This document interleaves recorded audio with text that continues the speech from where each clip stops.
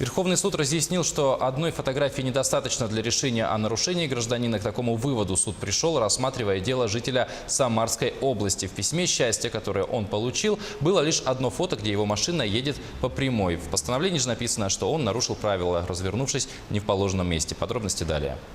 В Якутске установлено 25 комплексов фото-видеофиксации административных правонарушений. Ежедневно с помощью этих комплексов выявляют около 1000 нарушений правил дорожного движения. Приборы фиксируют 5 видов нарушений: проезд на запрещающий сигнал светофора, выполнение правил об остановке перед стоп-линией при запрещающем сигнале светофора, нарушение движения автомобиля по полосам, нарушение скоростного режима и выезд на встречную полосу движения. Как утверждают сами специалисты, для сбора полной доказательной базы созданы все условия. Постановление выносится с видимости фотографий 4 штук, а также данное правонарушение, зафиксированное камерами, фиксируется видеофайлами. То есть можем посмотреть и фото, и видеонарушения. Дорожные условия все фиксируются, а разметки, дорожные знаки и светофорные объекты тоже попадают в камеры в поле зрения. Желающих обжаловать решение о нарушении немного. В основном обращаются те, кто продал свой автомобиль. Если новый собственник не оформил транспорт на себя,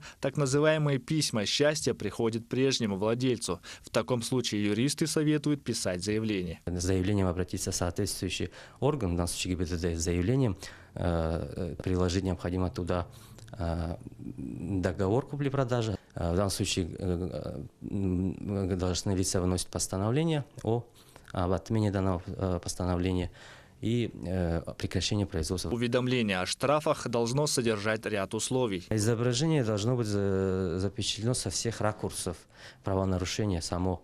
Сколько количества не определено. Самое главное, что сама фиксация правонарушения была запечатлено. Постановление, кроме фотофиксации, должно быть событие правонарушения описано в полном объеме. То есть, что человек нарушил, какие правила, пункты дорожного движения. Юристы рекомендуют, если все же считаете штраф несправедливым, пишите жалобу начальнику управления ГИБДД или в суд, как и поступил житель Самары, который оспорил свое наказание. Штрафа нету. Но если все же придет какое-то несправедливое решение, я считаю, что его по-любому надо оспаривать. И парень молодец. Если считаешь, что ты прав, и всегда надо спорить, я думаю, это. Да? Конечно. А что, на самотек поскочить? Ну. Даже если небольшой штраф, да? Даже небольшое дело, это не в деньгах. Дело в самом принципе.